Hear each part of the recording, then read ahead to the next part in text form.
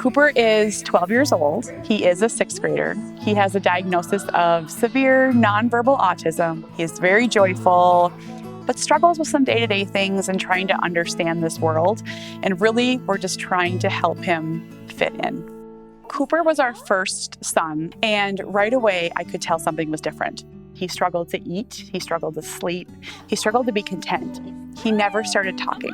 And I mentioned to our doctor very early on, I thought something was going on, but I was met with, "You're a first-time mom, calm down, relax."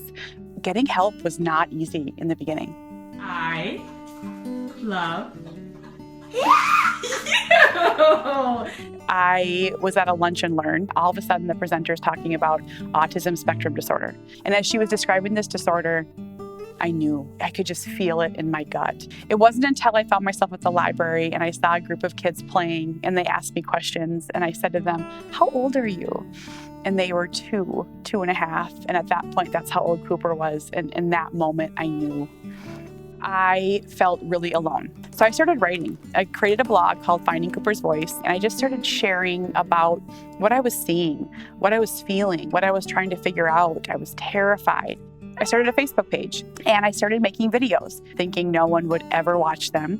And people did, which blows my mind, because I remember thinking, no one is going to ever know who Cooper is. And now I think about the amount of people that he's touched. It blows my mind.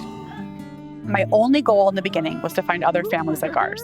And then I really wanted to shatter stigmas. And I think my journey would have been completely different if I would have saw Cooper's smiling face and him traveling with our family.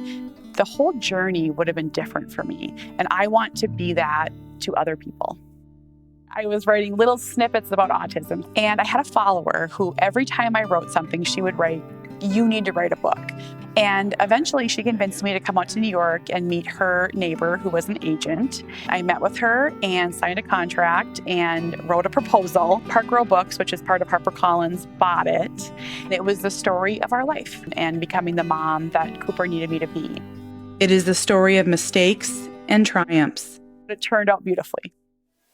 Did you guys come to the pool? I have an in-person group called Coop's Troops. I realized if I wanted to get Cooper into the world, and if I wanted to get my other children into the world, if we wanted to meet other families like ours, I had to create it. Coop's Troops is a place to learn, to laugh, to cry, to celebrate, to ask questions, to give to support. I truly believe that when parents come to me, they want to know it's going to be okay. They really just want to know that there is joy. They're going to be okay. There is happiness after a diagnosis. So every month we have an in-person event, all different variety of activities, things that we want to do, but we can only do if we go together. Helping moms has given me a purpose that I didn't know that I was even going to want in the beginning or need, but it's transformed me into a different person. Having other children along with Cooper has been life-changing for him and them. They pull him into the neurotypical world. He shows them about differences and disability. He has taught them kindness and patience, and they really push him to just get out and try things. Did you like it, yes or no? High five! He's thriving. He's made such huge gains in the last year. He just ate at a restaurant for the first time last weekend. I'm legit giddy about it because it was life-changing. He's learned to put his shoes on. He can get his own glass of water. He can dress himself. He has spelling tests and often gets 100%.